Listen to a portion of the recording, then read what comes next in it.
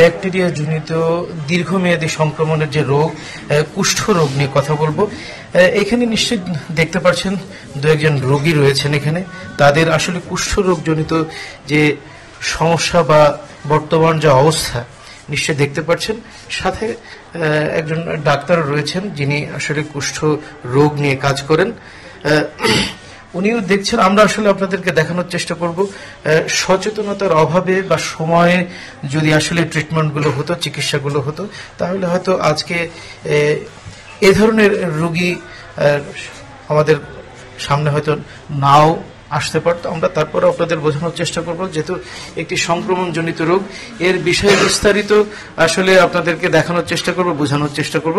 কুষ্ঠ রোগ মূলত সংক্রমণের ফলে স্নায়ু, শ্বাসতন্ত্র, ত্বক এবং চোখের ক্ষতি হতে পারে এবং স্থায়ীভাবে পক্ষাঘাত হতে পারে। আমার সাথে যিনি ডাক্তার, একজন ওইখানে যিনি ডাক্তার রয়েছেন, উনি দেখছিলেন। একটু দেখাবেন আসলে কুষ্ঠরোগটা আসলে প্রাথমিক অবস্থায় আসলে আমরা কিভাবে বুঝতে পারবো? কুষ্ঠরোগের ইনকিউবেশন পিরিয়ড, ধরেন আমি কুষ্ঠরোগে আক্রান্ত হইলাম, সেক্ষেত্রে রোগটা, ব্যাকটেরিয়াটা আমার শরীরে 1 থেকে 20 বছর পর্যন্ত বাস করতে পারে। আমার সিমটম 1 বছর না, আমার সিমটম 5 বছর পরেও প্রকাশ পেতে পারে। ওনাদের ক্ষেত্রে যেটা হয়েছে, সিমটম ওনাদের ডেভেলপ করছে ঠিকই, কিন্তু ওনারা দেরিতে ট্রিটমেন্ট দিচ্ছেন, এর ফলে ওনাদের ফিঙ্গার ইরোশন হয়ে গেছে, ক্ল হ্যান্ড হয়ে গেছে, এরকম। যদি ওনারা ঠিক মতো আর্লি সময় যখনই দাগটা হয়েছে, যখনই পেস্টটা ধরা পড়ছে, যখনই যদি ট্রিটমেন্ট নিতেন, তাহলে তাদের এই প্রভাবটা থাকতো। আসলে যেহেতু কুষ্ঠ রোগ সম্পর্কে আমরা আসলে একটু কম বুঝি, বা যেহেতু রোগের বিষয়ে বলছেন, মানে বাসাতে আমরা প্রাথমিক অবস্থা আসলে কিভাবে বুঝতে পারবো যে নিজেদের আসলে পরীক্ষা নিরীক্ষার কোন সুযোগ আছে কিনা? সুযোগ আছে। আপনার শরীরে যদি কোনো স্কিন প্যাচ হয়, গোলাকার, বা কোন দাগ যদি হয়, দাগ নেই, সুস্থ মানুষ, কোন দাগ যদি হয়, এবং ওই দাগের মধ্যে আমরা পাখির পালক অথবা সফট টিস্যু পেপার দিয়ে একটু যদি দেখাতেন হয়তো। আমরা যে জায়গায় টের পাবেন, ওই জায়গায় আঙ্গুল দিয়ে কি কুষ্ঠ রোগে আক্রান্ত ছিলেন? হ্যাঁ, চোখ বন্ধ করেন। আমি যে জায়গায় কাগজ লাগাবো, ওই জায়গায় বাবা দিয়ে দেখা দিবেন। ঠিক আছে, দেখান। আচ্ছা, দেখান, আবার দেখান।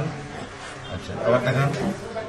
ওনার স্কিন প্যাচ নাই এই মুহূর্তে। উনি যেহেতু মেডিকেশন নিচ্ছেন, এমনিটি মাল্টি ড্রাগ থেরাপি পাইছেন, ওনার শরীরে স্কিন প্যাচ নাই। আমরা যদি অন্য কোন রোগের ক্ষেত্রে, অন্য কোনো ব্যক্তির ক্ষেত্রে কোন স্কিন প্যাচ পাই, তার সবাই প্রথমে এরকম আচার দিব, মানে ত্বকের অনুভূতি থাকবে না, প্রথমত। দ্বিতীয়ত, ওই জায়গাটা তুমি ব্যথা পাবেন না, ব্যথা অনুভূত হবে না। তৃতীয়ত, এখানে কোনো লোম থাকলে পড়ে যাবে। এই হলো প্রাইমারি সিমটম। আমরা বাসায় বসে শনাক্ত করার জন্য এগুলো করতে পারি।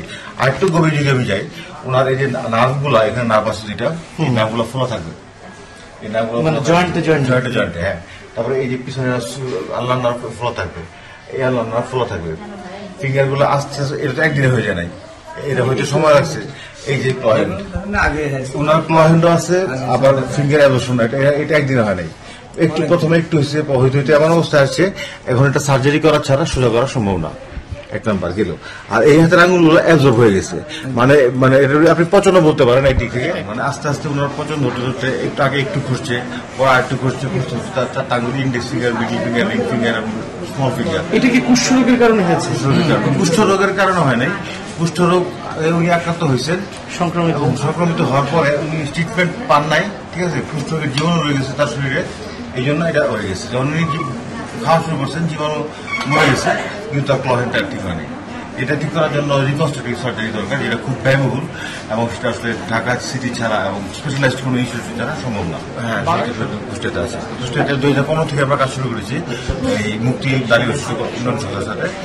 মোটামুটি 2015 থেকে 24 পর্যন্ত 1000-এর পেশেন্ট তো হবেই। এতক্ষণ আমরা একজন চিকিৎসকের সাথে কথা বলছিলাম। মূলত কুষ্ঠ রোগের লক্ষণ এবং এর প্রতিকার বা বাসাতেই আপনি কিভাবে কুষ্ঠ রোগ আসলে নির্ণয় করবেন সে বিষয়ে একজন চিকিৎসকের সাথে কথা বলছিলাম। আমরা এখন আসলে যারা আসলে কুষ্ঠ রোগের সাথে কুষ্ঠ রোগে আক্রান্ত হয়েছিলেন বা প্রাথমিক চিকিৎসা এবং চিকিৎসার মাধ্যমে বর্তমান তাদের অবস্থা কিছুটা ভালো, এরকম দু একজনের সাথে আমরা কথা বলার চেষ্টা করবো। আমাদের সাথে রয়েছেন একজন, একটু কথা বলি। কি নাম আপনার? আমার নাম মোহাম্মদ শহীদ ইসলাম। আপনার বাসা কোথায়? আমার বাসা হচ্ছে কুষ্টিয়া উত্তর লাহিনী দাসপাড়া। এই যে আপনি কি কুষ্ঠ রোগে আক্রান্ত হয়েছেন? জি, আমি তো কুষ্ঠ রোগে তো আপনার 20 থেকে 25, মানে আমার ভিতরে যান ঢোকার পরে 20 থেকে 25 বছর পরে আমি এটা বুঝতে পারি যে আমার মানে এটা হয়েছে। শুরুতে কিন্তু আসলে আমার- কিছু বুঝতে পেরেছেন, লক্ষণ কিছু না, বুঝতে পেরেছেন? শুরুতে লক্ষণ হয় যে আপনার ওই একটা সামান্য একটা বিষ ফোড়া মতো হয়ে এই আঙুলটা আপনার নষ্ট হয়ে যায়। এখান থেকে মানে আপনার ক্ষত হয়ে, মানে এই আঙ্গুল থেকে? হ্যাঁ, এই আঙ্গুল থেকে মানে ক্ষত হয়ে তারপরে আস্তে আস্তে সমস্ত শরীরের ভিতরে আপনার এইটা আপনার কতদিন, মানে এটা কতদিন আগে বুঝতে পারলেন? 40 বছর আগে আমার এটা হয়েছে। আচ্ছা আচ্ছা। কিন্তু আমি 40 বছর মানে 30 বছর পরে এটা ধরা পড়েছে। কিন্তু ঠিক আছে, ধন্যবাদ। আপনার সাথে কথা, আপনার নামটা একটু বলবেন? মোহাম্মদ জাকির হোসেন। কিছুক্ষণ আগে তো একজন চিকিৎসক আপনার এই রোগের বিষয়ে আপনার হাত পরীক্ষা করছিলেন। আসলে আপনি আক্রান্ত হয়েছেন কত সালের দিকে? আমার ধরেন তখন আর বেশ ধরেন 12-14 বছর, এখন ধরেন 60 বছর। বুঝতে পারছেন? এটা বুঝতে পারলেন কত বুঝতে বছর পারলাম। বয়সে? ধরেন আমি আছে বাংলাদেশে ওষুধ খাই, কোন জায়গায় আমার কাজ হয় না, তখন আমি আছে ভারত চলে যাই। ভারত যায় আমি আছে হাসপাতালে প্রাইভেটে যাই, তখন আমি ধরা পড়ি। আমি তখন আছে হাসপাতালে ভর্তি হই। ভর্তি হয়ে ভারতে আমি থাকি 7 মাস। আচ্ছা আচ্ছা। ওই জায়গায় ভারতে 7 মাস চিকিৎসা হওয়ার পর আমার তখন আছে এই পয়জন গুলো আমার শেষ হয়ে যায়। আমার পয়জন গুলো শেষ করে দেয়। শেষ করে দেওয়ার পর তখন ওটা বললে তো বাংলাদেশে আমি চলে আসি, তখন বুঝলে আসি আবার আমার ওষুধ দেয়। হ্যাঁ, আমরা দুজন রোগীর সাথে কথা বলছিলাম।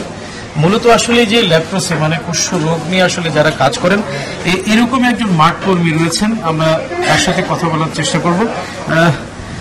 কিছুক্ষণ আগে যে রিপন সাহেবের কথা শুনছিলাম, উনি রয়েছেন যিনি আসলে দীর্ঘদিন এই কুষ্ঠ রোগ নিয়ে কাজ করছেন। একটু বলবেন আসলে কি আপনার পরিচয়টা একটু দিবেন? আমি আহসান রিপন। আমি এইপি প্রজেক্টে কাজ করছি, মুক্তিনারী শিশু উন্নয়ন সংস্থার প্রজেক্ট কোঅর্ডিনেটর হিসেবে। কতদিন যাবত এটাতে সাথে আছেন? আমরা 2015 সাল থেকে এই কাজটা করছি, ল্যাপ্রোসি মিশন ইন্টারন্যাশনালের সহযোগিতায়। এই প্রজেক্টটা বাস্তবায়ন হচ্ছে কুষ্টিয়ার 6 উপজেলাতে।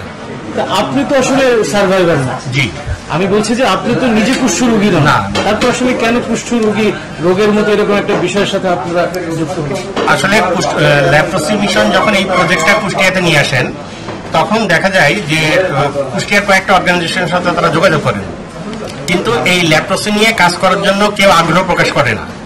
পরবর্তীতে মুক্তিনারী শিশু উন্নয়ন সংস্থা এই প্রজেক্টটা নিয়ে কাজ করার আগ্রহ প্রকাশ করে যে তারা কাজ করবে এবং এই কুষ্ঠ রোগীদের নিয়েই কাজ শুরু করে। এবং 2015 সালে যখন কাজ শুরু হয়, তখন গভর্নমেন্টের রেজিস্টার্ড অনুযায়ী আমাদের পেশেন্ট ছিল 3 জন। সরকারি খাতায় 3 জন রেজিস্টার্ড পেশেন্ট ছিল এবং 2015 সালে আমরা 25 জন রোগী, নতুন রোগী রেজিস্ট্রেশন করি। এবং বর্তমানে এই 2024 সালে আমরা প্রায় নতুন পুরাতন দিয়ে প্রায় 1000 রোগী। কুষ্টিয়াতে মূলত কুষ্ঠ রোগ নিয়ে তো আপনারাই কাজ করছেন? জি, শুধু না, আমরাই শুধু ল্যাপ্রোসি মিশন ইন্টারন্যাশনাল বাংলাদেশের সহযোগিতায় এই প্রকল্পটা ইমপ্লিমেন্ট করছি। কোন বিরূপ অভিজ্ঞতার মুখে পড়তে হয়নি? বিরূপ অভিজ্ঞতা বলতে আসলে অনেকেই দেখছি যে এই কুষ্ঠ রোগটা নিয়ে কাজ করার কথা শুনলে আগ্রহ হারাই ফেলে আর কি, শোনার জন্য, যে না এটা শুনবো না বা কুষ্ঠ রোগীদের কাছে যাবো না। মানুষের ভেতরে সে এখনো কুসংস্কার বদ্ধ ধারণাটা রয়ে গেছে। আমরা কিন্তু অ্যাডভোকেসি করছি, তাদের সাথে চেষ্টা করছি যে এই বদ্ধ ধারণাটাকে নির্মূল করার জন্য। এবং সেই সাথে আমরা এই কুষ্ঠরোগী যারা আছে এদের সাথে গভর্নমেন্টের যে এক্সেস গুলো আছে বিভিন্ন জায়গায়, সমাজসেবা অধিদপ্তর, মহিলা অধিদপ্তর, যুব উন্নয়ন, তাদের কাছ থেকে যে সেবাগুলো আছে সেগুলো আমরা কুষ্ঠরোগীদের মধ্যে আনার জন্য চেষ্টা করছি। ধন্যবাদ আপনাকে। আমাদের সাথে ল্যাপ্রোসি মিশনের একজন রয়েছেন, ওনার সাথে কথা বলবো। আসলে এই কুষ্ঠ রোগের মতো একটা বিষয় নিয়ে আসলে যেভাবে আপনারা ছুটে চলছেন, কুষ্টিয়াতে যেহেতু শুনলাম 2015 সাল থেকে ল্যাপ্রোসি মিশন কাজ করছে, এই কাজ করতে এসে আপনাদের আসলে কোনো ধরনের প্রতিবন্ধকতার মুখে পড়তে হয় কি? কাজ করতে এসে অর্গানাইজেশন হিসেবে আমাদের তেমন কোনো প্রতিবন্ধকতার শিকার হতে হচ্ছে না, কিন্তু যেটা হচ্ছে সেটা হচ্ছে যে কমিউনিটির মধ্যে, কারণ একটা সময়ে বলা হতো যে কুষ্ঠ অভিশাপের ফল। এখন পর্যন্ত যেটা আছে যে কমিউনিটি লেভেলে বা বিভিন্ন জায়গাতে ডিসক্রিমিনেশন আছে এই লেপ্রোসি পেশেন্টদের প্রতি। এবং এই জন্য আপনি নিশ্চয়ই জানবেন যে আমাদের বাংলাদেশ গভর্নমেন্টের মাননীয় প্রধানমন্ত্রী উনি বলেছেন যে 2030 সালের মধ্যে জিরো লেপ্রোসি হবে। তো এই জিরো লেপ্রোসি নিতে গেলে যেটা করতে হবে যে জিরো ডিসক্রিমিনেশনের জায়গাটাতে আমাদের কাজ করতে হবে। এবং আর একটা জায়গা যেটা আপনারা যখন দেখলেন যে 2 জন পেশেন্ট এখানে ছিলেন, জিরো লেপ্রোসি আনতে গেলে আরেকটা যেটা আমরা বলি যে জিরো ডিসএবিলিটি। কেন বলছি? যদি কোনো রোগী আগে শনাক্ত হয় আমরা যাদের দেখলাম কিছুক্ষণ আগে তারা কিন্তু 30 বছর 40 বছর পরে শনাক্ত হয়েছে।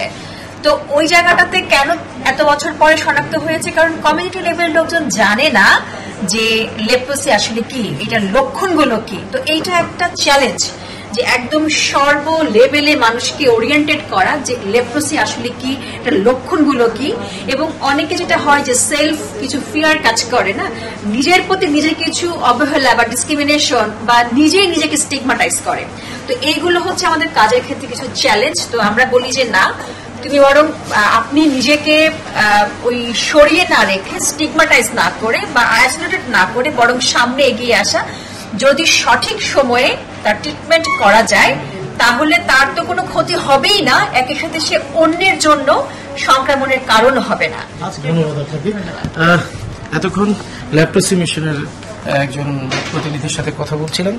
আজকে কুষ্টিয়াতে একটি সেমিনার আয়োজন করা হয়েছে লেপ্রোসি মিশনের সহযোগিতায়।